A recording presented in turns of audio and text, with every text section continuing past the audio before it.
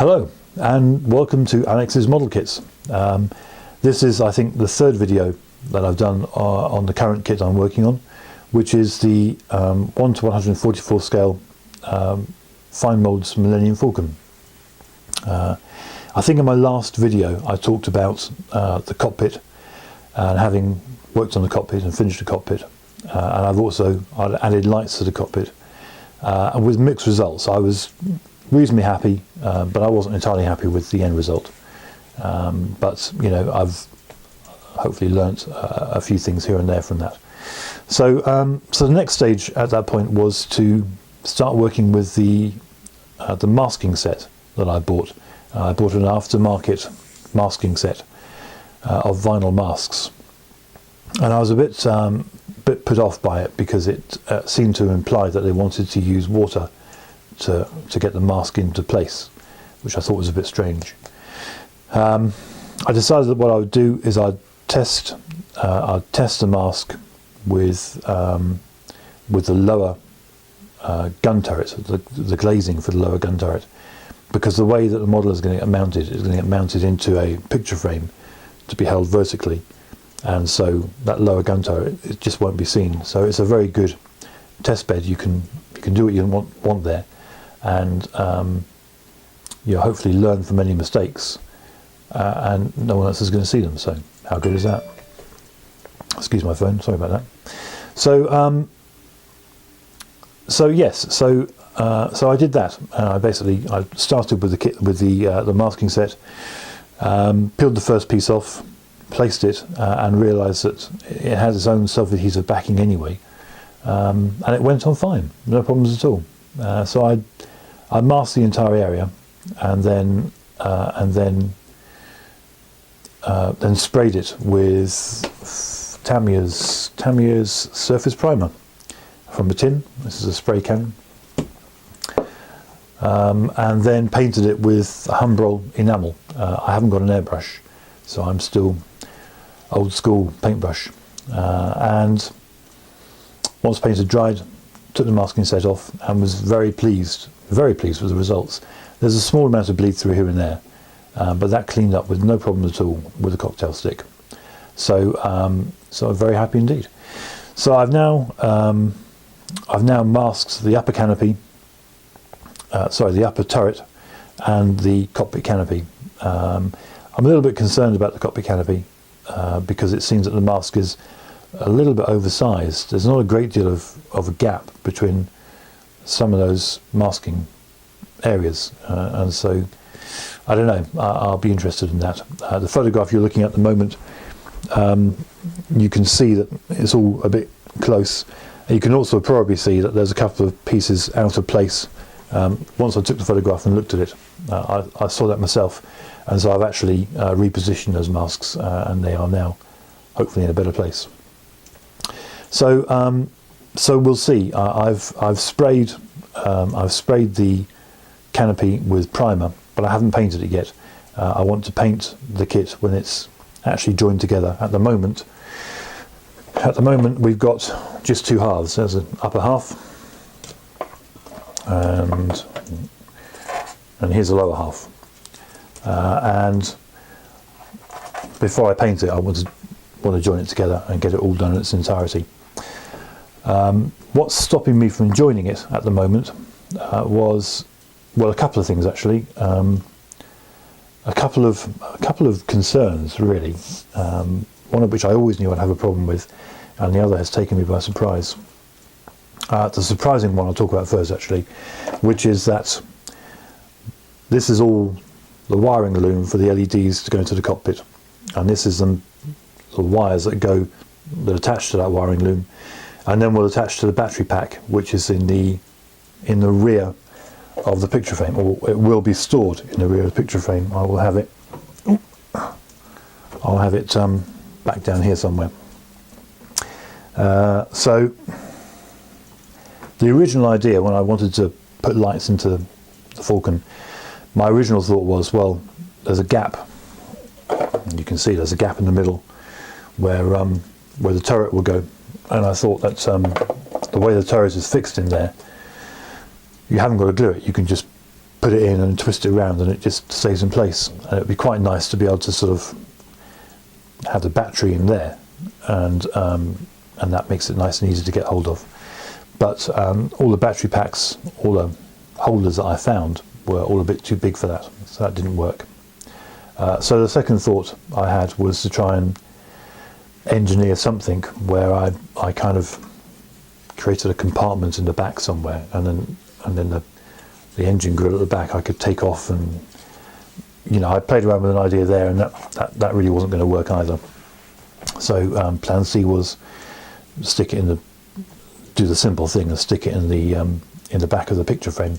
But obviously the problem there is that you've got two power leads, you've got two electric leads coming out of the kit and going to the picture frame, which could look a bit odd, really. It could take something away from the effect. But I didn't really think that would be a major problem, because the way the kit is going to be mounted, I'm depicting the scene where the Falcon is clamped onto the back of the Star Destroyer, and it's called, in the film, Han Solo refers to a landing claw or a magnetic claw, some kind of claw. And so my view was that whatever that claw is, it's going to have some kind of capacity to grip onto something, and so it'd be quite feasible to have power going to that claw. So I was just going to basically paint up the power lines in a kind of dull grey to make them look like they're power lines for the claw. So I tested my paint on a spare bit of lead with no problems. I painted up the two leads. You can probably see what's coming here already, actually, can't you, if I'm talking about it like this. Painted up my two leads, and one lead, the red lead, dried with absolutely no problem at all. That's all spot on. The black lead, on the other hand, I painted. Yeah, that's still tacky. I painted that. Today is Monday. I painted it a week ago Friday, so it's almost a week and a half. With a week's drying, it was still really quite tacky. With a week and a half, it's tacky to touch, but I can work with it at last. So that was an unexpected problem. Needless to say, when I tested the paint, I tested it on the red lead, which worked fine. It has introduced a slight concern for me, because if that paint has taken that long to dry, it leaves me wondering, has there been some kind of chemical reaction going on between the paint and the insulator for the lead? Am I going to find that in 2 years' time, for example, that the lead itself, the insulator, perishes and just starts to crumble away because of what's happened with the paint? I don't know. I hope not. This whole kit is a gift. It's a birthday gift from my brother-in-law, and I want him to be able to enjoy it for several years. I don't want it to be something which is going to look nice and then 6 months later just become crap. So I'm a little bit concerned about that. I've had a quick look around on the internet to see if there's any information I can find about that kind of reaction, but I'm not really a chemist. I don't really know what I'm looking for. So I don't know. I'll have to see. I'm hoping it'll be all right. I'm hoping it's just one of those things where it's just going to take its own time to dry, and it'll be fine. We will see. So that's one problem that I encountered. The other problem was a problem I always knew I was going to have, which is that because I'm only mounting it on a single point, this screw here, essentially I'm creating a pivot point, and the kit is going to be mounted like that. If I release my grip slightly, the kit does that. That's perfectly natural because that's going through its centre of gravity. But by holding the kit, by fixing it in that kind of attitude on the picture frame, I'm introducing a stress into three areas really. The first is the screw. The second is the kit itself, the hull, and the third is the glue that attaches the screw to the hull. Or the screw itself, in terms of stress, there's going to be no problem there at all. That's a big chunky screw, bigger than I would have liked, but it was the only screw that was. You're going to have to forgive any double entendres that slip in here. It's not intentional. We're all adults, right? It's the only screw that was long enough to suit my needs. So I think the screw is going to be fine. And the plastic, there is a potential, I think, over time, if the plastic is under stress all the time, then I think that's has potential to become brittle and to eventually fracture. And so I've reinforced that area with a couple of big, thick strips of styrene. The weak point is going to be where the glue joins the screw to get to the kit. I always thought that was going to be the weak point. And as it turns out, I did a dry fit of the kit a little while ago, and I noticed that the lower half, that one half of the glue, just peeled away from the kit, just in that sort of brief dry fit. So there's an issue there. I need to make sure, obviously, once this kit's all sealed up, I'm not going to be able to see that screw. I'm not going to be able to see that screw at all, and anything that goes wrong will stay wrong, short of actually pulling the whole thing apart, which would be a disaster. So it needs to be really secure, and I don't really think there's an easy way around that, to be honest. I think there's going to be nothing elegant about it. I'm just going to end up plastering that area with PVC glue, PVA glue, absolutely plastering the area with PVA glue, to hopefully build up a nice solid mass. That's not going to go anywhere. That's my plan. That's what I hope is going to work. And I think if I make a large enough area, because you've got this vertical surface in here, and you've got some vertical surfaces around here, obviously where the extra styrene strips have gone in, that creates an extra sort of vertical surface as well. I'm hoping that all those vertical surfaces, if I just smear the whole area with PVA, then I'm hoping that those vertical surfaces will just act as wedges, and that as the glue dries, it will solidify against those surfaces and absolutely go nowhere. That's the only way I can think of doing that. I can't think of any other solution, short of really over-engineering stuff and trying to get file down the screw and put strips in, and I don't think that's going to really give me a great deal of result for the effort. So that's the plan. I'm going to cover that in PVA probably this afternoon, actually, thinking about it.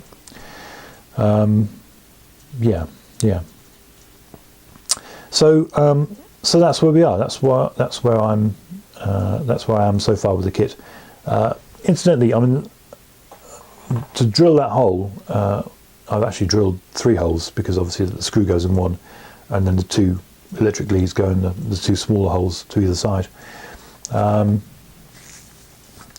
I've read in other forums that people who've tried to drill holes in plastic kits, they have problems because the drill spins up so quickly that actually the friction of the drill bit against the plastic generates heat, and all you really end up doing is actually melting the plastic. You don't drill a hole through it at all, you just melt your hole in through the plastic, which isn't what people want sometimes. It doesn't really give them a very good effect.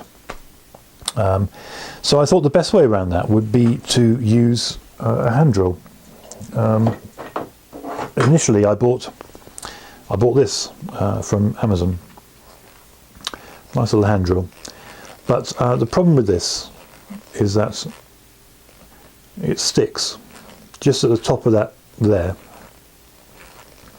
It just sticks ever so slightly, and because it's sticking like that, when you're trying to drill, it's just going to end up, you're just going to end up wobbling and knocking yourself, and I just didn't think it was as good as I would like. So so that was option 1, which failed. Option 2, this is great. I tell you what, if you want to drill holes in model kits, get yourself one of these. This is very, very good indeed, and surprisingly hard to find. I thought I could go into any well-known high street DIY store and and get one of these. No, they haven't stocked these for years, I'm told, reliably. I went into 3 different chains. Well, let's face it, this is not a commercial operation. I can tell you who I went to. I went to B&Q, I went to Homebase, and I went to Wix. And I got an answer, the same answer with all 3. Oh, sorry mate, we haven't stocked those for years. So I ended up going back to Amazon for this.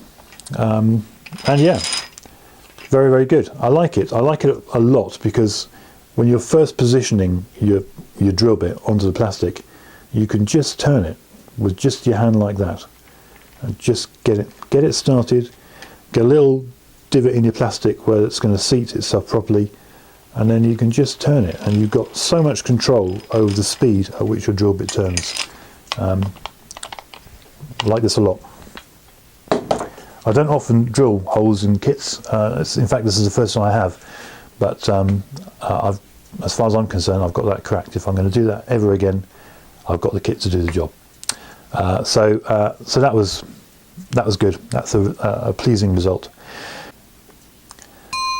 So something else I had to look at was the battle damage on the Millennium Falcon. I think Fine Molds have they've based their model, I think, on the version that appeared in the first film, Star Wars, or Episode 4, or A New Hope, or whatever you want to call it, Star Wars. And I think by the time it goes to The Empire Strikes Back, the version there seems to have some battle damage on it. On one side it's got a whole series of gouges, and on the other side it's got a cluster of what look like laser blasts, or laser hits, which are kind of formed, or sort of burnt craters into one of the armour plating sections of the Falcon. And that wasn't present. Neither of those battle damage areas were present on the kit, so I wanted to add that. And I kind of referred quite a lot to a couple of pictures of the Falcon as to where that battle damage would be, and to create the craters, I used my trusty hand drill again, but this time I wasn't using drill bits. I had I found somewhere along the line, I found a little group of sort of like burnishing bits that go into drill bits, and they did a great job. Actually, they were very useful indeed in creating those craters.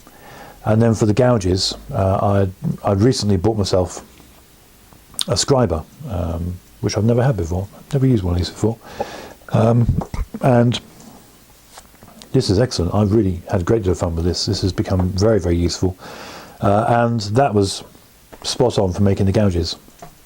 What I did to make sure that, I think it's very easy to get carried away when you start doing kind of weathering and additional bits of your own. It's very easy to get carried away with doing too much, and so what I did was I masked off both areas. I looked very carefully at a photograph of the Falcon, and then I masked around at each area to make sure I wasn't going to go sort of scraping off, way beyond where I should have gone. And for the craters, I actually drew them in position in pencil to make sure I was happy with them first, and then once I had those positions organised, I could then just go in with a drill bit and gouge them out. And I'm quite pleased with them. Both areas seem quite good, and you can't really see them that easily at the moment. But I think once sorry about my phone. I think once I've painted it and then weathered it down, it should look more effective. So hopefully that will look good. And then the final thing I'm doing at the moment, whilst I'm waiting for other bits and pieces, paint to dry and screws to dry and everything else, I'm also working on the backdrop for where the Falcon will be mounted onto. So I've mentioned already that we have a picture frame here, but obviously fairly bland. No one's going to be terribly interested in that. It's not really going to set the Falcon off too well. So what I'm doing is I'm creating, out of plastic art, I'm creating a Star Destroyer hull. Probably it's not very easy to see. I imagine all the whites doesn't really work terribly well, but I'll paint that up and I will weather it, I think. I'll need to think about that. I'm not entirely convinced that there should be a lot of weathering to do on a Star Destroyer because it's in outer space, so what would you expect in terms of weathering? It's an interesting question, isn't it? So so yeah, and I'll talk about that. The backdrop itself, there's been a little bit of work, a little bit of effort that's gone into that, and I will probably sort of talk about that in its own particular video. So yeah, so that's where we are at the moment. That's what I've done. Nothing else to say really. Oh, actually, no, there is something else to say, which is that I did a bunch of paint tests. I'm picking out colours. So homely, isn't it? I'm picking out colours for the Falcon and the Star Destroyer, and pretty much went into my local hobby shop and picked out every shade of grey that Humbrol will do to try and find the one that seemed most appropriate. I've got some very strange looks from him, to be honest. I couldn't quite figure out why he thought buying 12 tins of grey was such a big deal, but anyhow. So I did a test run of different paints just here. This is actually the stand that the fine moulds kit comes with. If you want to show the Falcon in flight, then they give you a little stand. But obviously I'm not going to be using it, so it's a great test bed for paint. And I decided that the colour that seemed most appropriate for the Falcon was Humbrol's 196, which I think they call it light grey. The problem I had with that was that after 2 coats it was still quite blotchy. All the others went on quite smoothly, but that one for some reason would not go on very smoothly at all. And so the solution I came up with was to buy myself a little jam jar, 2 tins of Humbrol 196 and some paint thinner, and in there is 2 tins of 196 and a 50-50 mix of paint and paint thinner, so it needs stirring up every time I use it, but that seems to do quite a good job. So if I paint the kit with Humbrol's tin paint and then put a wash of that over the top, it seems to even it out really well. I've tried that before. I had a hurricane, a sea hurricane, which is up here in fact. There we go. And the white I really could not get when I was painting this up. The white was so blotchy, it was just horrible. I put about 3 coats of Humbrol from the tin onto the kit. I just couldn't use it. It was just blotchy and it just looked absolutely awful. And so I ended up just getting a brand new tin of white, and in fact that's what I did in the first place. I got my normal tin of white and painted it on. It looked blotchy and I thought the paint had gone for some reason, so I then got a brand new tin of white, painted that on over the top, and it still looked horrible and blotchy. So the next solution that I ended up doing was to get another tin of white and then get some paint thinners and mix it up, thin it right down, put it over the top, and it worked miracles. It's fantastic. It came out with this really nice smooth finish. So I did exactly the same again for this, and it seems to work so far. I've only used it on the small areas here and there, but it does seem to work quite well. So yeah, so that's where we are. That's where I've got to so far, and I'll give you an update again sometime in the future. All right, well, thanks for watching, and I'll see you soon. Okay, bye.